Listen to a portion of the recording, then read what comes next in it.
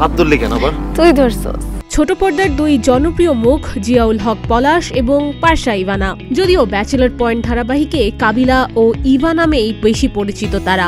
এছাড়া গুড বাজ, ব্যাড বাজ, কিডনি এবং শেষমেশের মতন জনপ্রিয় নাটকে অভিনয় করেও দর্শকদের মনে দাগ কেটেছে এই জুটি। তবে এবার এই আলোচিত জুটিকে দেখা গেল সম্পূর্ণ ভিন্ন রূপে। অজিতর প্রত্যেক বেলা বেলা টেক্সট করে তুই এগুলো দেখোস না? জানা গেছে একটি পানীয় জাতীয় পণ্যের বিজ্ঞাপন চিত্রে জুটি হয়েছেন পলাশ ইভানা।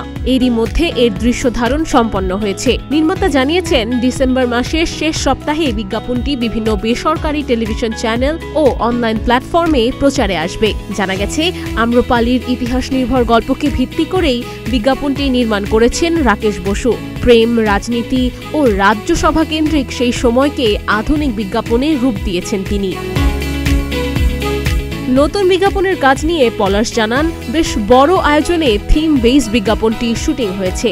আর পারসা ইভানা জানান, বিজ্ঞাপনটির চরিত্র, সাজসজ্জা সবকিছুই নতুন। রাজকীয় আমেজে শুটিং করে অন্যরকম অভিজ্ঞতা হয়েছে তার।